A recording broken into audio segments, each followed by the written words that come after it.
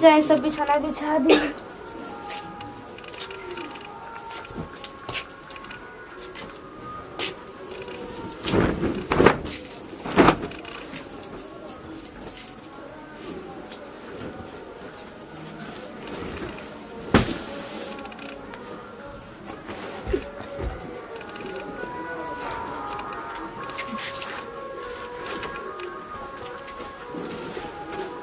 काहे भौजी का करता लू? अरे बाबा जी कुछ ना सोचने के सब बिछाना बिछा। अरे बैठो, ढेर काम मत करो। काहे काम ना करम तो फिर कैसे अरे करी? भैया पापा कहाए वाला बड़न, हम चाचा। अच्छा बैठो बैठो, का करना बड़िया। अरे बैठे तनी जी, अब माने तनी कि हम कमा धमा ना करम तब के करी? हम ही न घर में बनी रहे बताई। अब बुचिया कहाँ गुल बिया? ऊ तो पढ़े गई बड़ी नु। कम काम करो, बैठो। हां तो बतिया खाए पिए पे तनी ध्यान दो। अच्छा तो खाए पिए के कुछ लाइम तब न खाए पिए मैं का खइबू? अब जवन ला दे। बोलो का खइबू? अब जवन लाइम तो न खाई। अरे बतावो ना का खइबू। कौन घरवा में रे? आई हो दादा आई का तोरे जे कौन काम करे? ना बैठ के बतिया सकी ना का? ना जाके पढ़ पढ़ पढ़ पढ़ ना काम करते। अरे कहाँ छोड़ है डांटो दी। तड़ो? तोरे ये परीक्षा में तो जब पढ़ेला तो हेजवा के करतड़ा मेर मौगी काम। तो बतियावा तनी तो घट गनी का। अरे भाई ओकरा हम सोचते पढ़ा लिखा के अपना लेका बनाई तो तू ओकरा के मारी जे फुसलैले बड़ू। तो कौन कही कि उनके पेलो भाईल बनी हम और हमरा पेलो भाईल बड़न ऐसे बात बतेने रहो। का करतो अगर तनी आराम से अपन ख्याल रखिए, ठीक बा? अल्ट्रासाउंड करानी है, पेट में बच्चा उल्टा बा, रिपोर्ट आ गई, ठीक बा? अभी तो 3 महीना भइल बा न, तो कोनो काम धंधा ज्यादा भारी उरी नहीं के उठावे के, ठीक न? अब एगो साला टेंशने में टेंशन हो गई। अब का करम जा दे। तू ना जाने लोग कितना हमरा दर्द तारा कुछ हो जाई त मान लम कैसे रहम, कैसे जा दे हम मर जाइम नु। अगर हमार बबी चाहे बबुआ हो जी तो ओकरा के बहुत अच्छा से लोग अथी करम जा, पोषम जा, ठीक बा? अगर मानो तनी कि माई बेटी संग ही मर जाइम जा तो लास्ट बार हमर मांग में सिंदूर डाल दे। और कुछ कहे के बा? पागल यार बात कर लोगे, एबे बड़ला हमरा खीस ई का नफसना बकल यार, तारा कुछ ही त जिंदा रह, हम ई तारा बुझाता ओही दिन हमहू मर जीबो, ऐसन बात मत कह नफसना। तारा हमरा के पुड़कावे में निक लागला ना। तुम देखल चाहत नहीं ना कि वो हमरा से कितना प्यार करी ना। अब कितना बताई, कहलो से ना कहाई। काहे? जान से भी ज्यादा, अच्छा वो रब से भी ज्यादा, अच्छा वो भगवान से भी ज्यादा, माई बाप से भी ज्यादा हम तारा से प्यार करीला। तो देखा ही जान तर तू हमरा से अगर बिछड़ गइल नु तो फिर हमार जिंदगी कोनो कल्पने नहीं के कइल जा सक। ऐसा ना तो बोली, ठीक बाटे ना, बैठे हम पानी लेके आवतन, ठीक बा? हे भगवान देखिए बढ़िया से दे दियो ना, तो कोनो दिक्कत हुई तो हम तो जीते जी मर जी। अरे भौजी, भौजी कहाँ बड़े लोग में? सोचनी है ना कि जाई तनी नई हो आ यही मारे हम साड़ी उड़ी पहन के बैठले बनी तले रवा आ गनी है तो कहम तो चाही मन ना कहम तो ना जाई। मैं नैहर का करे जे भौजी बाड़ी ना समारे खातिर यही तरे मन करत नैहर जाई का जी देवजी का माने कौन का हली जी? अभी होते मैंने बैठो माने का ऐसा कमी हो कि नैहर जे हम बताओ ना छोटू काहे के नैहर जेबू? अरे दीदी जी मन करता कि जाई तने नैहरवा घूम क्या के जान टाइम देवर जी कहीं ना कि तहार दोहरा देह के बाड़ काहे के टाइम मैं काम करत रहत हम संभाल ले, हम तो ई ना मानेली करत रहली। जाइयो ना यार बढ़िया से हो जाए तो तनी खैरावना लेके जाइयो हो जाए एक बार खुश खबरी दे के जइहा। अच्छा एक आ एक हलिका जने मर जेम नु तब देखो छुटको ऐसे अब मत फिर मारा। बतियावा। फिर मारा बुझाई काय कहत है मारी? अब ना कहम ठीक बा चल तनी की बने का ऐसा ना सारा बोलत रहेलु है। जान तो राम के घर में कितना अंजोर लाल बड़ तू ही जाना तनी मतलब पता ना काहे हमरा के लागेला कि हम ढेर दिन ना नहीं जियब। ऐसे सब ना सोचल जाला, ठीक बा? अच्छा दीदी जी हम मर जाइम तो रवा लोग रोम जा कि ना हमरा खातिर? अरे पगल मारे लगा मैं कुल काहे के बात करने मरम फरम ई कुल कब आज के बाद मत बोलिए, ठीक बा? और तनी आराम करत रह। जरूरत नहीं के मार कोइला के जरूरत बिछौना बिछावत रहनी तो हम कर न देती हमारे से कह दू कर देती। अरे दीदी जी छोड़ दी ना, हम बारी नु करे खातिर वो काहे की करम हमरा रहते हुए। अच्छा ठीक बाटे हम आवत तनी ना, लेकिन आराम कर, ज्यादा काम भारी वाला मत करियो ठीक बा। हे भगवान कितना हमार घर परिवार हमरा से प्यार करेला, अगर हमरा के कुछ हो जाए तो का होई। कितना काट दे तू इसमें तबाह को के रख कैसे। अरे दीदी जी दिन गोड़ावा दबा दे, दिन गोड़ावा थाकल बनी। आराम करे खातिर न कॉल रही फिर आ गइल। अच्छा का हो गइल रवा थाकल नु बानी दीदी। दीदी जी रवा नहीं फिर जनत हम जनत तनी के रवा कातना थाकल बनी। ठीक बटे नु दीदी आराम नहीं की थाकल जाता रो आराम करे के बाटे तो तू लागो ताड़ू बैठ का कहले बा कि तोन गइल न कुछ करे के नहीं के आराम करे। देखी काम नहीं नु करे ते दिन मर जेनु तो बड़ी याद है हम। फिर पागल का मरे मरे के बात बतियावत रहेलू तो दबावे दी गोड़ावा का हो जाए आज तू ऐसे कहो ताड़ू कि मर्जी में बताओ तार जले के बाद हमनी के का बीत हमनी के बारे में नहीं के तार ख्याल। अच्छा अभी मुंह हमरा ढेर डाहे के बारे वाला लोग के ओकरा बादे मारम। अभी झगड़ा लड़ाई करे के बा, अभी तो झगड़ा लड़ाई नहीं की कइले रवा लोग से अलगो नहीं की भइल, अब खबो ना करम कबो। पागल है मैं तो सोची ना कि छोटको इतना हमरा के करत रहेलू हमेशा, न जाने सच में बहुत डरी ना कि हमनी के बीच कभी दूरिया कबू मत हो। अरे जी कुछ जानो तारू ना कि आजकल बगल में अगल बगल कितना जले वाला आदमी बाटे। हाँ, अपना प्यार लाड दिखाओ तो एक से एक आदमी ऐसा भड़का दी, ऐसे दूसरा के बात में ना कबू आईबू। आ दीदी जी कबो नहीं मी सब होके से पहले हम छोड़ना कहम। आज लेकिन बहुत सुंदर लगता है क्योंकि नजर ना लगे। अच्छा और वैसे सुंदर हम नहीं की लगत। ठीक बा हाँ ऐसे मत बोला। कहाँ के देवर भी चल गई बा। का है भौजी का जी अरे इनके गोड़ा बता भाई बू हमारो दबा आ दो दीदी रहो तो बात काहे ना ना दो। हो मजाक करी जा आराम करो हम जा तनी आराम करो। अच्छा जा बाकी अपना काम करियो खातिर ना सही है लेकिन उनकी छोटा मना ने बुझे के तो ख्याल करा। बड़ा खुश बा क्या होता हो भौजी? अरे ते फिर रे पढ़े पे ध्यान नहीं किस देत। तू बीच में का जाने कहां से टपक ही जाता है।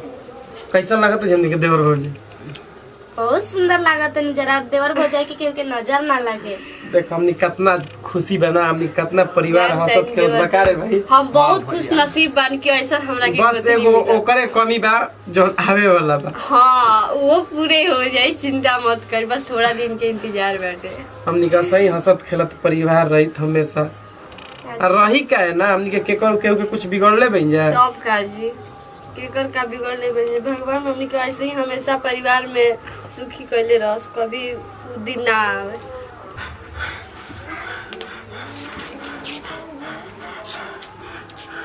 ना का जी कौन सी लाता नहीं तू ठीक बड़ा ना हमरा का भइल हम ठीक बानी और हमरा कौन सी लाता नहीं इससे बबुआ ठीक बा ना? ठीक बा। जान तड़ू कौन सी लेनी है जी? एगो तो हम खो देले बनी, अब तारा के हम नहीं के खोल चाहत जिया नहीं के खोल चाहत। का भइल बा? कुछ सपना में देखनी का? सपना देखनी है पहिल की मेहरारू के याद आवत रहला कितना हंसत खेलत परिवार रहल हमनी के। कुछ भी कह जिया बुलाई ना जला दिल से नहीं की विचार का पावत करम बताई याद करके रोइम रहुआ बताई जो नसीब में लिखल रहेला वो तो होखबे करेला तो रो। काहे यार हमारे नसीब में ऐसा नहीं होता। का सपना में देखनी है? सपना में देखा तो नहीं कि वो हमारा बार बार लौका तरी हंसत खेलत परिवार बा, फिर हमनी के फिर दोबारा हंसत खेलत परिवार बैल बा, फिर केहू के नजर मत लग जाए जी। ए जी इसमें कुछ बात नहीं है रहुआ क्योंकि बिगड़ले बनी बताई। एगो वादा करो कि जैसे वो धोखा देली हमरा के छोड़ के गईली वैसे तू ना धोखा देबू छोड़ के रहुआ के जेबू धोखा देले बड़ी रहुआ से कितना प्यार ना जे छोड़ के जला मुगरा के जानी लग धोखे देले बा। तो तू उनका हमरा बस में रहे कि भगवान के बस में रहे रहुआ देखो बताई। एगो तो हम खो देले बनी, हम तहरा के नहीं की खोल चाहत जिया तहरा के नहीं की खोल चाहत। रहुआ टेंशन मत करिए हमरा कुछ ना है हम बिल्कुल ठीक बानी। बबुआ ठीक बा नहीं? हां यो ठीक बा। पापा कहत नहीं। हां पापा काहे नहीं कह रहे के? चलो ठीक बा तू काम धंधा मत करिए सब। भौजी हां जी देवर जी देखिए कोनो काम धंधा मत कर दिया, भारी ओरी मत वजन उठावे दिया। हाँ जी देवर जी हम ये सोचत रहता पहले के याद करत रहता नहीं दिन रात डर लगत रहता का करी। रवा से सब लोग मन छोटा करम सोच सोच के बताई जोन बात बीत गई ओकरा के भुलाइले में ही भलाई बा। दीदी छोड़ी जोन बोला, अब आगे के देखी, आगे की खुशियाँ देखी अपन। अब की परियू तो गलती हुई गेलू में तो हमार मेहरारू हमार बच्चा के जान चलिए गेल, बाकी अब वैसे ना होई। अब हम कैसे कि ना हुए बच्चा के समझ ले रहे हैं, जात रही हम काले ही करा अल्ट्रासाउंड करा तनी कहीं करो तो उल्टा नहीं के ना तो फिर दिक्कत ऐसे होती। मत कहीं दोबारा, अपन मुँह से ऐसे दोबारा कबो मत करम। ठीक बा, कल तैयारी रही है चले के बा, ठीक ना? ठीक बा। अरे वो खाना खाई है जी? हमारा भूख नहीं के लगल, टेंशन बा। खाना वहाँ के नहीं खा दीदी वो दे हाँ मैम, हम समझ सकत हो, हम तू समझ सकत हो उनका बेकार बीतत होगी, लेकिन चिंता मत करो, सब धीरे धीरे ठीक हो जाए। सुता रही यहाँ के इतना तेज चिल्लाने हम तो डराइए गई नहीं दीदी जी साचो में। अइनी दौड़ के नहीं का भेजिए कदम सपना देखो तने वो रोवा तरम। का करी, तू आइल बो तो थोड़ा बोला तो भी सीख गेलो, ना तो अपने आप के एक कमरा में ही बंद कर ले रहूं। का करम जोन भगवान नसीब में लिखेलन वही होला। चलो वो सब छोड़ा, सोचा मत, बच्चा पे ध्यान रखो, ठीक बा? तू एनु जब भी कोनो जरूरत पड़ी तो हमके बोला, कुछ मत करियो। ठीक। कहाँ गई नहीं वहाँ के? का जरूर नहीं कोई लोग रूम में कितने जाए देखी ना का।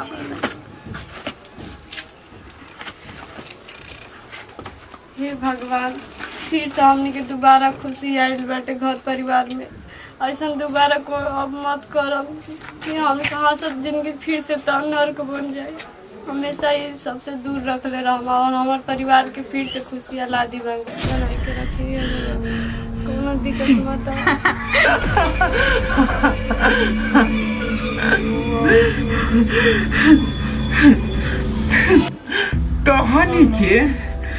तहानी के का सोचत तड़ी सन कि हम तहानी के जिंदगी में खुशी लावे दे ना,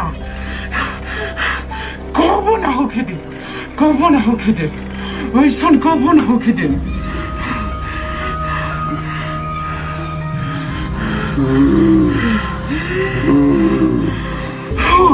वो बच्चा उल्टा हमें कैले रही, अब की बार सोचते इसकी खुशी ला दे ना रे, तहानी के जिंदगी में खुशी कबो ना रहे।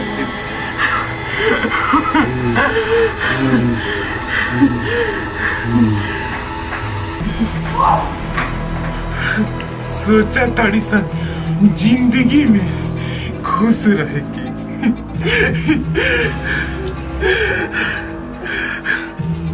खुश कबो ना रही सन।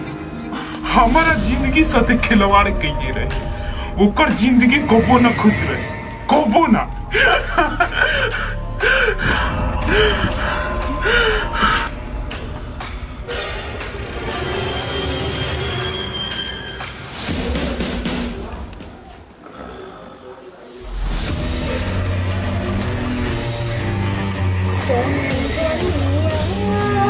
चुप जाना रे, चुप के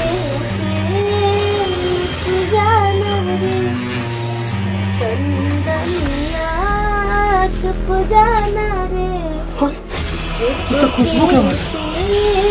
लुक जाना रे, माँ तो खुशबू वाले बुलावत तो चंदनिया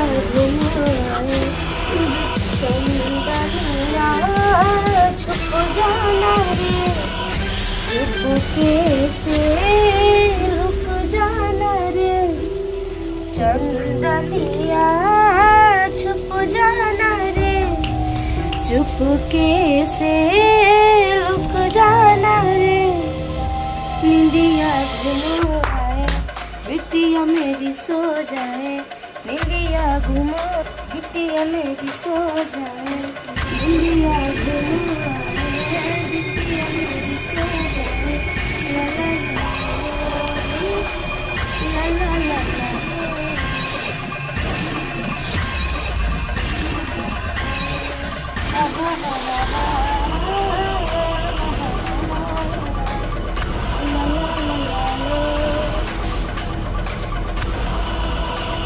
खुशबू, खुशबू, नहीं खुशबू, देखो यार अब मत तड़पाओ, तो हम कहाँ बड़ो खुशबू, काहे तू हमारा के सताओ दी यार, देखो हम तारा बिना हमारे का हाल हो गइल बा खुशबू। देखी हम लेकिन माफ कर दो, मम्मी हमार कोनो गलती नहीं के जी। हम तो रोज से कहते रहे कि हमरा के कुछ हो जाए तो रोवा हमरा के बहुत याद करब। हमरा के नहीं और जाए दी सब कुछ से भेंट करे थी तो रोवा हमरा के भेंटो ना करते नहीं। हम ही ना चाहते हैं जी, बस भगवान के ये मंजूर रहे यही सब के दूर हो गई जा। भगवान के ये मंजूर है सब के दूर हो गई जा। का करम कहाँ बानी जी? अब हम चलागल नहीं कि उड़ जाए। ये दादा रवा हे देख के रोता नहीं जी। कब आ गई नहीं जी उसी सूट के? काहे तो हमरा ऐसा लगता कि खुशबू घूमत रही आगना में कुछ कॉल चाहत रही हमरा से मैं भी नहीं। रवा के ना भरम हो गइल बा। ठीक बा, ऐसा कोनो बात नहीं। रवा बस दिन रात सोचत रहता नहीं, यही से रवा के सपना में आवता। जोन बीत गई ओकरा के भुलाले में भलाई बा। जो काहे नहीं कि भुला दे बताइए। नहीं के भुलाइल जा जी, कैसे भुला जाए यार, कैसे भुला जाए? हमारा कुछ समझ में नहीं क्या। बताइए हम रात में डरा के नहीं रवा कहाँ चल गई? हमरा तो टेंशन मतलब कोशिश करम बुलाए के, तो टेंशन मत। और रवा रोज हमरा अच्छा लगी। चल हम नरम चल पक्का प्रॉमिस हम नरम।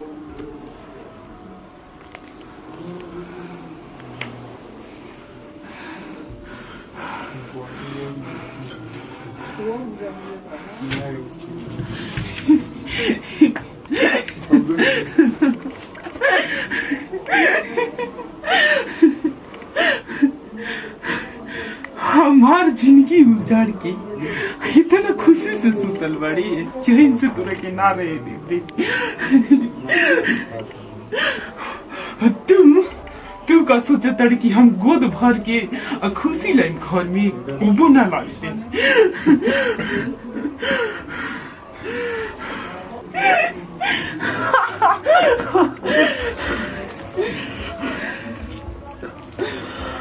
तू सोचा तड़े कि गोद में बच्चा खिलाई तेरे के नारे कबो ना होके दे।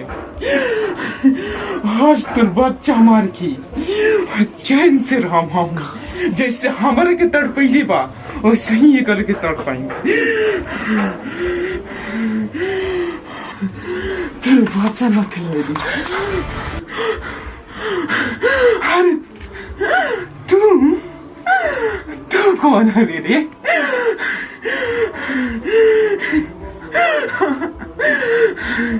आगे तो क्या चाहता है पहले तो बता। हम लोग के मरले और ये करो कि तू मारो तड़े आखिर कहाँ मारो तड़े थोड़ी कहाँ बिगड़ ले बड़ा सन।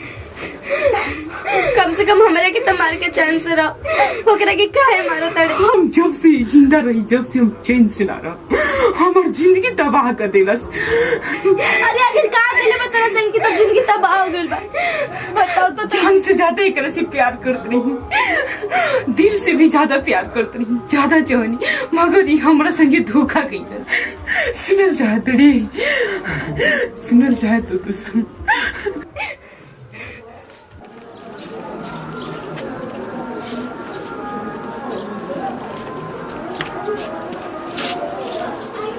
लेट नहीं के टाइम पे बनी कबे से वेट करते हैं राव हाथ में देरी कर गई। हां अरे वेट करतो ते मैं कौन बेदा दूसरा करतो हमर त लेट सेट ना होला। वो तो बात के बात में कहां रही? बाबूजी हमरा घेर ले रह कहत कि ना तोरा शादी करई के देखे वाला ही रह सन। का को होतनी शादी करे? शादी तो करबे करम। ये का बोलतनी जी? रोरा पता नहीं खेलो का बोलतनी शादी करम? रोरा का बोलतनी? रोरा हम बच्चे के बाप बने वाला बनी ऐसे मत बोली जी। लो अब मैं ये बने वाला बड़ू। अरे यार हम कुछ नहीं किया। ऐसे मत बोली, ऐसे काहे बोला तनी? अरे यार हमनी के प्यार करते हैं शादी थोड़े ना करब जा हमनी के। प्यार के मतलब भी ना कि शादी ना करे के जरूरी बा के प्यार करते शादियो कर। काहे ना यार शादी हमनी के ना हो सकेला। तू कहाँ गरीब घर के लड़की हम कहाँ अमीर घर के अलग बिरादरी के। प्यार गरीब अमीर ना देखेला, प्यार तो हो जाला जी। ऐसे गरीब अमीर के बात नहीं। तू कहाँ अलग कास्ट के हम कहाँ अलग कास्ट के शादी कैसे होई? तो प्यार और करत रही हमरा से नु और ऐसन बात कर बच्चे हमरा पेट में पले और ऐसे मत बोले जान। हटा ना हम कैसे मान जी ता हमार बच्चा आऊ ऐसे मत कही जी। इतना हमरा से प्यार करने तो कम से कम विश्वास तो करें। यार कोई के बच्चा के मापन यार तो लोग के तो ये बा कहाँ मुंह करिए करी बोलोगा दूसरा पे ना जी ऐसे मत अच्छा लगा। देखो हमारा जिंदगी से दूर हो जा ठीक बा। हम अपन हमार बहुत बढ़िया घर में शादी होके जा रहल बा। अजन तुम मेरा बहुत सुंदर बिया नु हमार ओकरा गुणवा के सुनो नहीं तू। आज के बाद हमारा को वेट मत करियो हट। हाय भगवान जिगर की दिल और जान से मन वही हमारे की धोखा देते जहाँ तक कि इनका चलते अपने बाप मतारी के बात न हे भगवान का करे हमारे कुछ नहीं के बुझा। वो तो बहुत प्यार करते रहो और उनकर हमारे फेस अच्छा फुलता आई बाप मतारी के काम हो देखा भगवान हम जिए के लायक नहीं की हम जिए के लायक नहीं के भगवान हम ना जियो भलू मर जी उनके याद में मगर हम दूसरे कैसे शादी ना करम ना जियो ना बोलते करने भगवान। तू सुन ले बस ये रहे कहानी हमनी के। अच्छा भाई सुनो अब तो जौन भाई तौन भाई ई माना तो नहीं कि तारा संगे गलती कैले बड़न लेकिन एमे हमने की का कसूर बा तू बतावा एकर का कसूर बा ई तो कुछ जानतो नहीं के। वो दिन बहुत हम तड़पनी जब हमारे पेट में उनका नाम के बच्चा पलत रहे मगर वो ना समझलन हमरे के कुछ ना समझलन और छोड़ दिलन हमरे की पूरा। अच्छा भाई ज्यादा अब तो जौन भइल तौन भइल गलती हर इंसान से होला माना तो नहीं किनका से गलती भइल बा तो इनका बदले में तो हमार जान ले लू हमरा संगे संगे बाकी उनकर खून इनका पेट में पलता ये हमारे से बर्दाश्त ना हो सकी कबो ना हो सकी देखा कबो ना हो सकी। तो तार प्यार पड़लम भाई लेकिन प्लीज ऐसा काम मत करत हम तरह से कैसे बताए अब ये बेचारे के का कसूर बा माना तो नहीं कि तू इनके के मुइबू इनकर घर परिवार रोई गाय तारा अच्छा लगी ना बोला ना हमरो के अच्छा लगा काहे नहीं कुछ समझ मजबूर रही हमारे से सब ना देखल जा। छोड़ तो हमार तो बात माना कम से कम अब तो जौन भइल तन हो गए और जौन भी होला अच्छा ही होला अब छोड़ा ये लोग के खुश रहे अपन लाइफ में भाई ठीक बात को तड़ू तो हम चल जाए मगर कुछ ना बस दुआ दिया कि लोग हमेशा खुश रह और एक बार ज्यादा खुश ना भाई हाथ जोड़ा तो हाथ मत जोड़ा भाई हम चला तनी ध्यान रखे बहन तू कह तड़ू तो हम को ना इनका लोग कुछ ना होके दे मगर तोहरे चलते ठीक बा हम चाहते नहीं मगर इहो लोग अब खुश रहिए जब हम कुछ ना होके दे तारे हम जिंदगी भर ना बोल पाएंगे चलो।